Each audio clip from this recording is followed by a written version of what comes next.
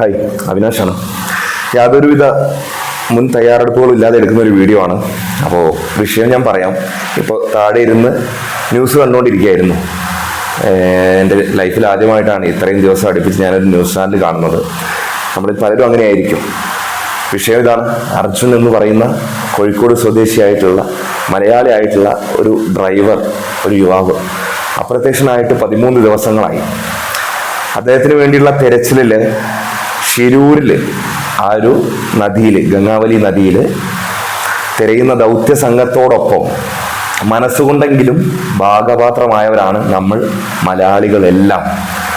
അദ്ദേഹത്തിൻ്റെ കുടുംബത്തിൻ്റെ വിഷമത്തിൽ പങ്കു ചേർന്നുകൊണ്ട് എനിക്ക് തോന്നുന്നു ജോലിക്കിടയിൽ പോലും പലരും ആ ലൈവ് ഓൺ ആക്കിയിട്ടിട്ട്, ന്യൂസ് ചാനലുകളിൽ ലൈവ് ഓൺ ആക്കിയിട്ടിട്ട് ജോലി ചെയ്തിട്ടുണ്ടാവും. ആ ഒരു സന്ദർഭം ഉണ്ടായിട്ടുണ്ട്. ഞാനടക്കം കിട്ടുന്ന സാഹചര്യങ്ങളിലെല്ലാം ചാനൽ വെച്ച് നോക്കിയിട്ടുണ്ട്, അദ്ദേഹത്തെ കണ്ടു കിട്ടിയോന്ന് അറിയാൻ വേണ്ടിയിട്ട്. അത്രയ്ക്കൊരു എന്താ പറയുക, നമ്മളെ മൊത്തത്തിൽ കുലുക്കിയൊരു സംഭവമാണിത്.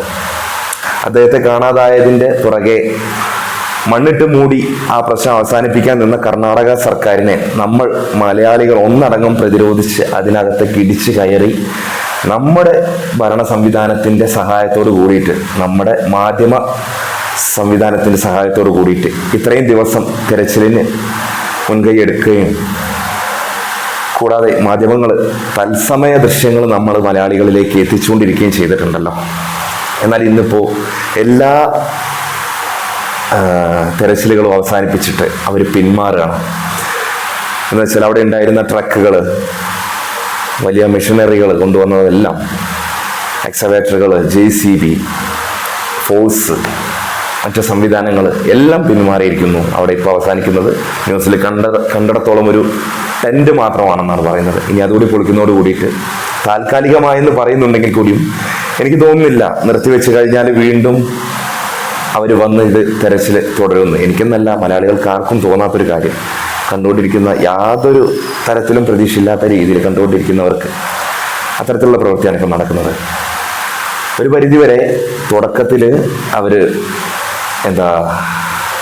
ലേസി ആയിട്ട് അലസത കാണിച്ചിരുന്നുവെങ്കിൽ നമ്മുടെ മലയാളികളുടെ ഇടപെടൽ കൊണ്ട് എന്ന് തന്നെ പറയാം. പിന്നീടുണ്ടായിരുന്ന തെരച്ചിൽ ഊർജിതമായിരുന്നു. അവർക്കും പരിമിതികളുണ്ട്. ആ സ്ഥലത്ത്, അപകടം നിറഞ്ഞ ആ സ്ഥലത്ത് നിന്നുകൊണ്ട് അവർ അത്രയും പ്രയത്നിച്ചിട്ടുണ്ട്. എല്ലാം ശരി തന്നെയാണ്. പിന്നെ അവിടേക്ക് അതിലും വലിയ ഉപകരണങ്ങൾ എത്തിക്കുന്നതിനുള്ള പരിമിതിയുണ്ട്, ഗതാഗത സൗകര്യക്കുറവുണ്ട്. എല്ലാം ശരി തന്നെയാണ്. എങ്കിലും നമ്മൾ ചിന്തിക്കേണ്ടത്, ഞാൻ ചിന്തിക്കുന്നത്, നാളെ ഞാൻ അതിനിടയിൽ പെട്ടാൽ ഇത് തന്നെയായിരിക്കും ഉണ്ടാവുക.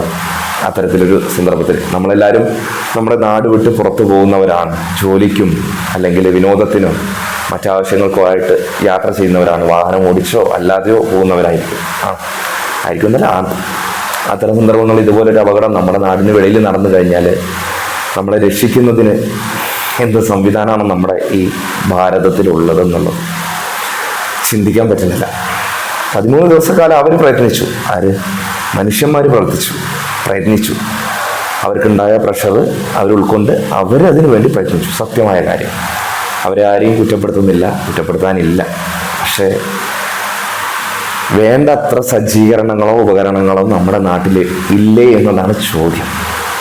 ഇത്രയും ദിവസം ഈ രക്ഷാദൗത്യം നടക്കുന്ന ലൈവ് ഇങ്ങനെ നമുക്ക് അതിൽ വന്നുകൊണ്ടിരിക്കുന്നുണ്ട് ന്യൂസായിട്ട്. ഇതിനിടയ്ക്ക് ഞാനൊരു വീഡിയോ പോലും പോസ്റ്റ് ചെയ്തിട്ടില്ല, ഒരു പോസ്റ്റ് പോലും ഇട്ടിട്ടില്ല. കാരണം അത്രയധികം മാധ്യമങ്ങൾ ഇത് ലൈവ് റിപ്പോർട്ട് ചെയ്യുന്നുണ്ട്. പക്ഷെ അതിനിടയ്ക്ക് ഒരു ബിസിനസ് മൈൻഡോട് കൂടിയിട്ട് അദ്ദേഹത്തിൻ്റെ ജീവൻ വെച്ച്, അദ്ദേഹത്തിൻ്റെ കുടുംബത്തിൻ്റെ വേദന വെച്ച് ഒരു വീഡിയോ പോസ്റ്റ് ചെയ്ത് അതിനെ വിലപേശാൻ എനിക്ക് താല്പര്യമില്ലായിരുന്നു.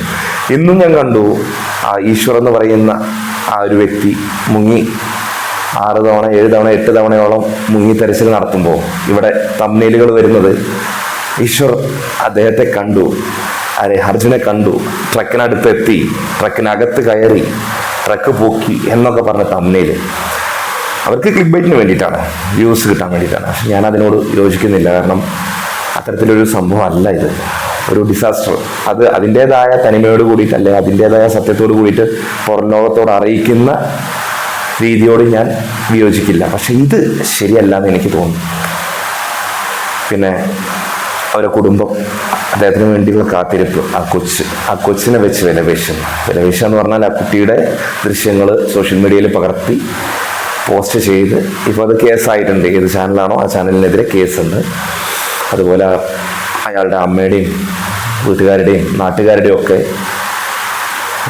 വാക്കുകൾ, വേദനകൾ, ഇതെല്ലാം ഒപ്പിയെടുത്ത് പൈസ ഉണ്ടാക്കുക. പോട്ടെ, നാളെ എനിക്കോ നിങ്ങൾക്കോ സംഭവിക്കാവുന്ന ഒരു ദുരന്തമാണിത്. നമ്മൾ ഏത് പാതാളത്തിൽ പോയി ഒളിച്ചാലും അവിടെ സംഭവിക്കേണ്ടത് സംഭവിക്കും നമുക്ക്. അത് പോട്ടെ.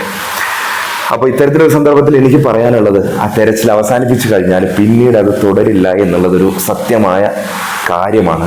നമുക്ക് ആർക്കും ചിന്തിക്കാം. കാരണം ഇത്രയും വലിയൊരു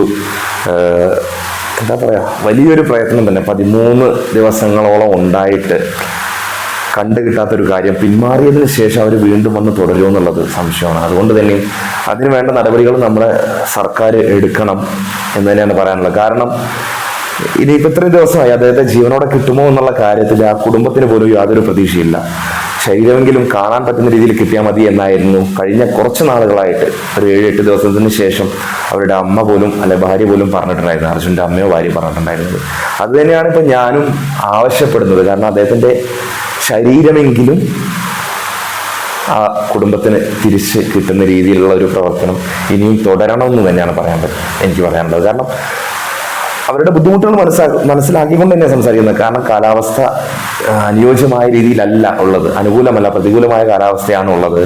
വലിയ രീതിയിൽ മഴയാണ് ഇനി അങ്ങോട്ടുള്ള കുറേ നാളുകളിലേക്ക് വരുന്നത്. കുത്തൊഴുക്കാണ്, അടിയൊഴുക്കാണ്, മണ്ണിടിച്ചിൽ ഏത് സമയവും സംഭവിക്കാവുന്ന സാഹചര്യങ്ങളാണ്. മറ്റുള്ളവരുടെ ജീവൻ അപകടത്തിലാണ്. പക്ഷേ ഇതിനെല്ലാം പുറമെ ഒരു മനുഷ്യൻ്റെ ഒരു കുടുംബത്തിന്റെ അത്താണി അതിനകത്ത് കിടക്കുന്നുണ്ട് എന്നുള്ളത് വലിയൊരു കാര്യമുണ്ട്. ഇദ്ദേഹത്തിന് വേണ്ടി നമ്മൾ ഒന്നിച്ചിറങ്ങി അദ്ദേഹത്തിന് വേണ്ടി തെരച്ചിൽ നടത്തിയതുകൊണ്ട് മാത്രം ആ നാട്ടിലുള്ള പലരുടെയും, ഒരു തമിഴ്നാട് സ്വദേശി അടക്കം ആ നാട്ടിലുള്ള പലരുടെയും ശരീരങ്ങൾ കണ്ടുകിട്ടി. അർജുൻ അതിനുള്ളിൽ ഉണ്ടായതുകൊണ്ട്, ഒരു മലയാളി ഇതിനകത്ത് പെട്ടതുകൊണ്ട് മാത്രം ഭയങ്കര വിഷമം തന്നെയാണ്. കാരണം സ്വന്തം നാട്ടിൽ കർണാടക ആണെങ്കിൽ ആ നാട്ടിലുള്ള അവിടുത്തെ പൗരന്മാർക്ക് അല്ലെങ്കിൽ അവിടുത്തെ വ്യക്തികൾക്ക് പോലും നീതി കിട്ടാത്തൊരു അവസ്ഥ എന്ന് പറയുന്നത്. കേരളത്തിൽ ജനിച്ചതിൽ ഒരുപാട് സന്തോഷവും അഭിമാനം തോന്നുന്ന ഒരു നിമിഷം. അതിന് പുറമെ അദ്ദേഹത്തിൻ്റെ ലോറിയുടെ ഓണർ മനാഫ് എന്ന് പറയുന്ന പുള്ളി പറഞ്ഞൊരു വീഡിയോ ഭയങ്കര സംഭവം തന്നെയാണ്. അദ്ദേഹം പറഞ്ഞത് ഇങ്ങനെയാണ്: ആരോ ചോദിച്ചത്ര ഒരു ഓഫീസർ, ഇതിനകത്ത് കിടക്കുന്ന വ്യക്തിക്കാണോ അല്ലെങ്കിൽ അർജുൻ എന്ന ഡ്രൈവർക്കാണോ ഓണർക്കാണോ ഈ ഹോൾഡ് ഉള്ളത് ഈ ഭരണ സംവിധാനത്തിൽ? അദ്ദേഹം പറഞ്ഞു, അയാൾക്കുമില്ല, ഡ്രൈവർക്കുമില്ല, ഓണർക്കുമില്ല. അതിനകത്ത് കിടക്കുന്നത് ഒരു മലയാളി ആയതുകൊണ്ടാണ് എന്ന് മാത്രം. അതും ഒരു സത്യമായ കാര്യമാണ്. നമ്മുടെ ഒന്നടങ്കം ഒരു ഇന്ത്യക്കാരൻ എന്ന് ഉള്ളതിലുപരി നമുക്ക് മലയാളി എന്നൊരു വികാരം ഉണ്ട്, സ്വാഭാവികമാണ്. കാരണം ഇന്ത്യക്കാരൻ എന്ന് പറയണമെങ്കിൽ ഇന്ത്യക്കാരെല്ലാവരും ഒരുപോലെ ചിന്തിക്കുന്നവരാണ് നമ്മുടെ മലയാളികളെ പോലെ. അതല്ല നമ്മുടെ നാട്ടിൽ നടക്കുന്നത്. അത് ഭയങ്കര മോശമാണ്. കാരണം ഇന്ത്യക്ക് പുറത്തേക്ക് ഉള്ളവർ നോക്കിക്കാണുമ്പോൾ അത് വളരെ മോശമായിട്ടുള്ളൊരു പ്രവണത തന്നെയാണ്. എല്ലാം മാറട്ടെ, അതൊക്കെ മാറട്ടെ. എന്നിരുന്നാലും ഇദ്ദേഹത്തിനെ തിരിച്ച് കിട്ടുക തന്നെ വേണം. ഇല്ലെങ്കിൽ ഞാൻ പറയാം, നമ്മളിപ്പോൾ വികാരാധീനനായിട്ട് സംസാരിക്കുന്നല്ല. ഇത് വളരെ ലോജിക്കലായിട്ട് ചിന്തിക്കുമ്പോൾ, പ്രാക്ടിക്കലായിട്ട് ചിന്തിക്കുമ്പോൾ ആ കുടുംബത്തിന് ഇനി അദ്ദേഹത്തെ ജീവനോടെ കിട്ടിയില്ലെങ്കിലും ഒരു ഇൻഷുറൻസ് പോലും കിട്ടാത്തൊരു സാഹചര്യം, ആ വണ്ടിക്കോ ആ വ്യക്തിക്കോ ഒരു ഇൻഷുറൻസ് പോലും കിട്ടാത്ത സാഹചര്യമാണ്. കാരണം മരണപ്പെട്ട ആളെ ശരീരം കണ്ടെത്തുന്നത് വരെ അതൊരു മിസ്സിംഗ് കേസായിട്ടേ അല്ലേ? മിസ്സിംഗ് കേസല്ലേ? ആള് മിസ്സിംഗ് ആണ്. മിസ്സിംഗ് ആയവർക്ക് ഇൻഷുറൻസ് ഇല്ല. ആ ലോറിക്ക് ഇൻഷുറൻസ് കിട്ടില്ല, ലോറി കിട്ടിയിട്ടില്ല, രണ്ടും മിസ്സിംഗ് ആണ്. ആവിയായി പോയതൊന്നും അല്ലല്ലോ, ആ മൺതിട്ടക്ക് അടിയിൽ തന്നെയല്ലേ ഉണ്ടാവുക. ഒലിച്ചു പോയതാണെങ്കിൽ കടലിൽ പൊങ്ങേണ്ട സമയം കഴിഞ്ഞു ആ വ്യക്തി എങ്കിൽ.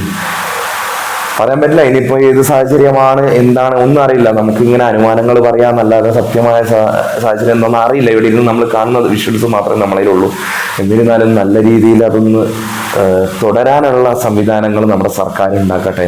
നിങ്ങളുടെ അഭിപ്രായങ്ങൾ നിങ്ങൾ രേഖപ്പെടുത്തിക്കൊണ്ട് ഈ വീഡിയോയിലോ അല്ലെങ്കിൽ ഏതെങ്കിലും ന്യൂസിൻ്റെ ചാനലിൻ്റെ വീഡിയോയിലോ എവിടെയെങ്കിലും രേഖപ്പെടുത്തിക്കൊണ്ടോ അല്ലെങ്കിൽ നിങ്ങളുടെ പ്രതിഷേധങ്ങൾ സോഷ്യൽ മീഡിയയിൽ അറിയിച്ചുകൊണ്ടോ ഒന്ന് സപ്പോർട്ട് ചെയ്യുക. ആ ചെറുപ്പക്കാരൻ തിരിച്ചു വരാൻ, ജീവനോടെയോ അല്ലാതെയോ അദ്ദേഹത്തെ ഒന്ന് കണ്ടു കിട്ടാൻ ഇനിയെങ്കിലും ഒന്നല്ല, ഇനിയും നമ്മളെല്ലാവരും ഒന്നടങ്കം പരിശ്രമിക്കണം, കൂടെ നിൽക്കണം. മനസ്സുകൊണ്ടെങ്കിലും നേരത്തെ ഞാൻ പറഞ്ഞ പോലെ മനസ്സുകൊണ്ടെങ്കിലും കൂടെ ഉണ്ടാവണം. ഇത്രയും പറഞ്ഞുകൊണ്ട് ഈ വീഡിയോ ഞാൻ നിർത്തുകയാണ്.